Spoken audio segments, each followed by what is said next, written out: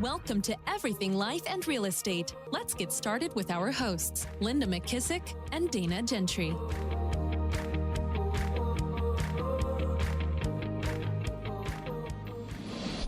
Hi, everyone. Welcome to Everything Life and Real Estate. I'm Linda McKissick. And I'm Dana Gentry. Hey, Dana. So we're back for part 2 of some of the things that we learned from John. And we could probably do part 3 and 4. Who knows? Definitely. Maybe we'll So let's kick it off. We talked last time and had some great thoughts around some of the reflections that we learned from John. What would you like to kick the group off with this time on what you learned at Exchange? Yeah. Yep. Okay. So I think this was one of my best ones. I loved listening to Casey Crawford. He's an entrepreneur and he's the co-founder and CEO of Movement Mortgage. And, we know Casey. And so I thought, it'll be good to get to hear Casey, Yeah. And then afterwards I was like, man, because I've heard Casey before, but this was incredible. But one of my biggest ahas was, just his whole story is incredible. I think he's the definition of stewardship. I mean, he has done like the next faithful thing over and over and over and over again. But he and John talked about this: big people make you bigger and small people make you smaller. Oh, love it. Yeah. And that was one of my favorite things I took away and wrote down out of the whole week, honestly, that we were there. And I just thought that was so good, because you can think about being around big thinkers and people who want to have big lives and all those things and how they make you bigger. And then you can think about smaller minded people and how they can sometimes make you smaller. And I thought, God, that's such great advice. Yeah, that was really good. And, I'd heard him speak before too, but I think John is so good at pulling out different stuff that I learned different things from Casey this time. One other thing he said real quick was, you don't need a clear path. Everybody thinks Yes. they have to. Do you have that? Yes. Go ahead. That was so good. He said, you don't need a clear path. You need clear obedience. And I thought, man, he's talking to me. Yes, that's so true. I love that, because I think sometimes we're waiting for the picture to get so clear. It's a little fuzzy, so I'll just wait. But the truth is, just have obedience and keep moving forward, and don't worry. It's kind of like having blind faith, not worrying about where that path is going to take you. And I think doing that, the path will be so much bigger than if we try to sort the path out first. Totally. That was what he talked about. And I wrote down, he said, you just start with what you have. He said, obedience doesn't come gradually. If you can't be obedient now, you won't be obedient in the future. Yeah. And I loved one of the things he said, being terrified of separating from our money keeps us from experiencing all the joy the Lord has for me. So true. Pray, help me, Lord. Yeah. Yeah, I'm actually listening. I got to tell you this really fast. This is a squirrel. I'm listening to this audiobook right now, and you would like this too. Maybe you've already heard of it, called The Hillbilly Elegy. Have you ever heard of that? Oh, I have. I've heard of the book, isn't it? It's a book, yeah. It's a book. Are you talking about a book or a podcast? No, it's a book. I'm just listening to it on Audible in the car when I'm driving. I actually downloaded that and started it or read it. But it's about sometimes why we depending on your upbringing, how you think about money. Yeah. Oh, definitely. You got to listen to that, because there's a couple things in there that reminded me of me and you both. And it is, it's very interesting, to say the least. Well, since you're on Casey, I'll stay on Casey also. And I don't remember if this was John. I think John said it in the interview with Casey, but he said, it's amazing what you can accomplish if you don't care. Yeah. In other words, if you're not attached to, kind of, I think what he meant to what's in it for you or any of that stuff, it's just part of what you're doing along the journey. It's amazing what you can accomplish. Yep. Yeah, I wrote that down too. And then he said with that he only wants to hang with people of significance now. He just said, if you're not a person of significance, then you're not hanging with me. And I thought that was pretty good. I love that. Let's see. So one of my other ones, switching gears, was you and I both, I think we have a new business crush on Jeff Henderson. He was awesome. Gosh. Yes. And actually we're trying to get him to, I'm in communication with him right now to get him to speak and teach for our region next year. But I loved just everything about him and growing a business, kind of switching to business gears. And he gave us the 2 questions that you want to ask people all the time, where one was, what do you want to be known for? And then what are you actually known for? And he gave this story, which I thought was hilarious, about how Burger King called him in to figure out why they couldn't sell their chicken sandwich. And he said that he went into a room with all of them, and he said the first thing he asked them was, he said, on the count of 3, I want you to say the name of your business. And he said, 1, 2, 3. And they said, Burger King. And he said, and what are you trying to do? And they said, well, we're trying to sell our chicken sandwich. And he said, exactly. You're not known for that. You're known for the Whopper. You're known for the burger.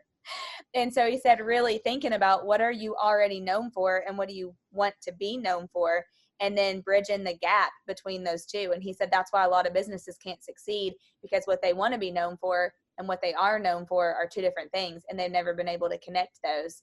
And I thought, man, that's a great lesson on your business.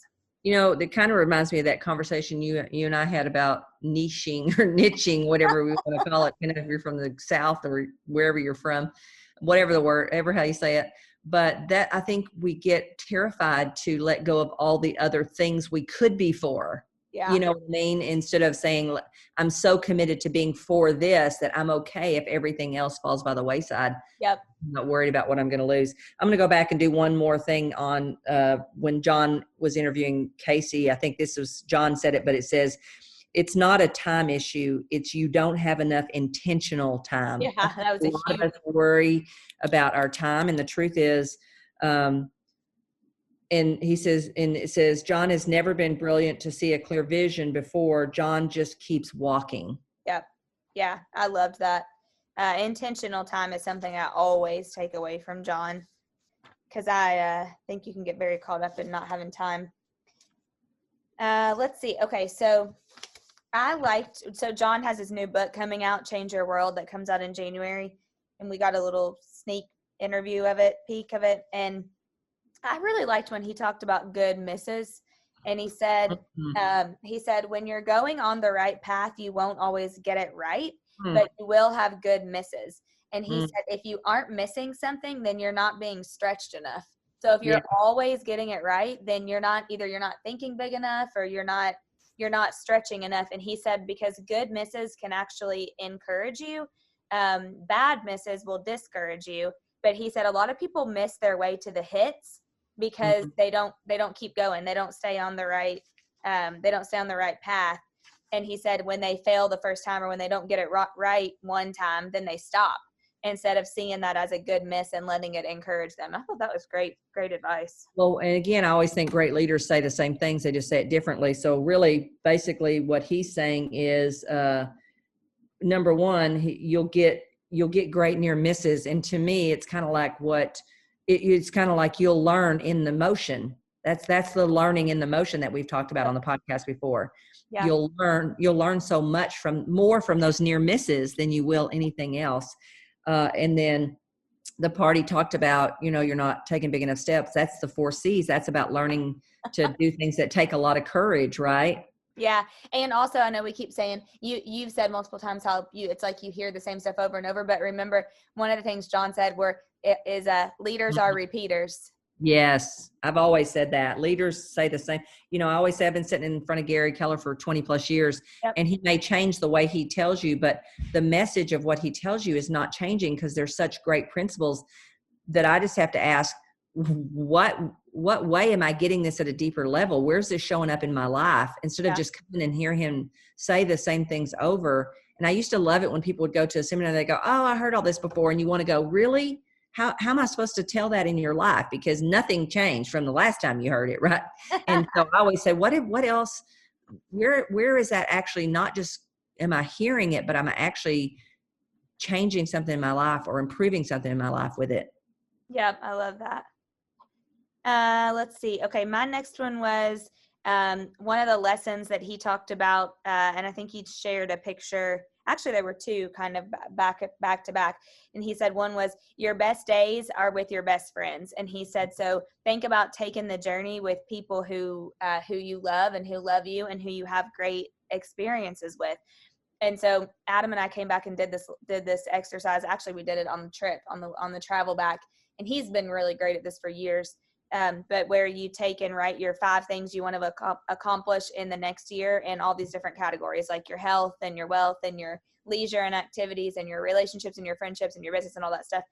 And so one of the things that we put on there, because I just loved when he said your best days are with your best friends, And sometimes I'm guilty of, you're really good at this. You take a lot of good trips with your friends, but I'm really guilty of getting working so much that then when we do have downtime, we just want it to be us, just Adam and I.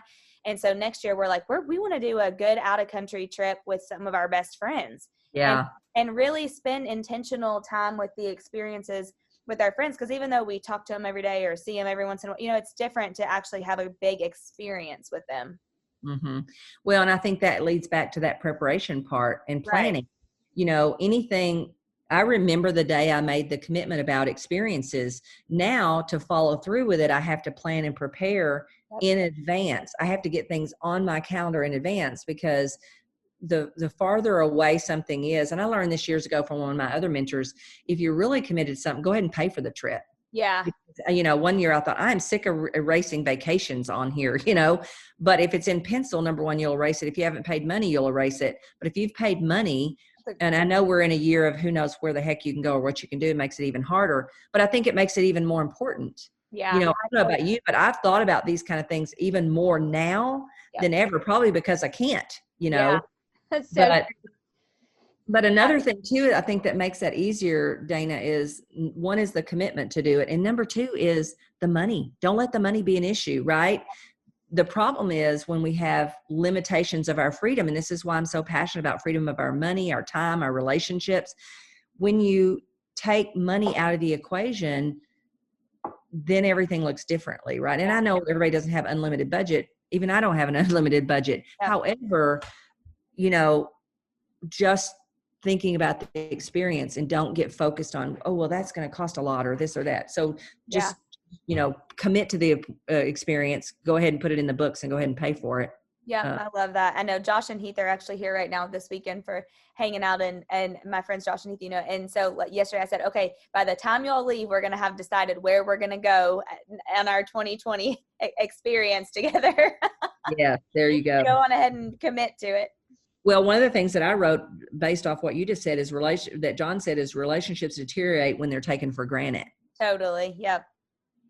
And I can, there's always a place I can kind of be guilty. Yeah. It's almost like you need a list in front of you, cause some relationships are easier to take for granted, I think. Yeah. Others, and sometimes so the ones closest to you, I feel like. And the most forgiving, Yeah. Yep. Absolutely. Yep. I wrote down the best excuse is the worst excuse. And that was when John talked about how he's lost 40 pounds during COVID. And I, and he looked great. He looked so good. As soon as he walked in for that first night, I thought, oh my gosh, you can totally tell he's lost weight. He looks great. And he said that his biggest lesson, he shared that picture of how he's been walking like 11 and 12 and however many miles, every day. And he said his biggest lesson out of that was your best excuse is your worst excuse. And he said the difference was just your habits. And we've both read and loved that book, Atomic Habits. And I actually put that on my list to reread for next year. Well, and the other piece, and I'm sure you probably picked up on this too, that I picked up off of that when he said that. Remember, I'm always kind of trying to look for what is the message behind the message? What's the backstage? He said that on those walks, he doesn't walk fast. He walks very slow. And I don't know if he has a notepad or he uses his phone. I think he uses his phone. He writes notes of things that triggers for him to teach. Yep. So I loved that. I wrote that down. Matter of fact, the question I didn't get to ask him before we left was, what are some of your favorite podcasts? But then I said, you know what? It really doesn't matter because I know what lessons I need to be teaching my people, and I can find the podcast that will trigger my brain to remember to teach certain lessons and messages and things like that. But he said he doesn't walk fast. He walks super slow. And that's because, like Atomic Habits teaches you, attach it to another something else that you want to be doing. Yeah. And he said that before he just said he wasn't an exercise person. And he said now he wants to say I exercise because that's who I am, but he's learning when he's doing his walking too. I thought that was so good. Mm-hmm. Yep. I love that. Okay. Did you have maybe one last one to wrap up? I'll do one quick one while you're looking. I loved this. He said you need to intentionally add value to people that can never help you. Oh God. Yes. That was such a good one. He said every day he wakes up and he asks God to put somebody in his day that he can add value to. and that he'll never get anything in return from. And he said he does it because of his faith and his love for God. But he said also, if you don't add value to people before you have money, then it'll consume you later. And he said, when you add value to somebody who can never repay you, it keeps your motives pure. And I loved that. I love that. Yeah.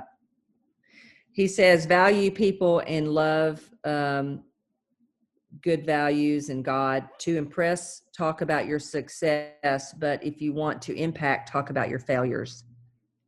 I loved that one. Yeah, I've heard that one before too. It's like you hear it at a different time in your life though.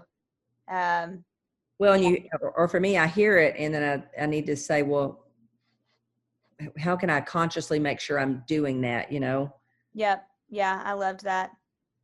Somebody asked him, this is just always good to share because everybody wants to know what books everybody's reading. Somebody asked him about the top 10 books that maybe he read as a kid that changed from his dad, that changed his life. And a couple of the ones he listed off for anybody listening that may want their kids to read these were How to Win Friends and Influence People, obviously Think and Grow Rich. We've talked about that before. The Magic of Big Thinking, or Thinking Big, The Magic of Thinking Big. And then he said one that I've never even heard of. Have you heard of Acres of Diamond? Oh, yes. Yes. Okay. Yes. I've never heard of that. So I've added that to my list.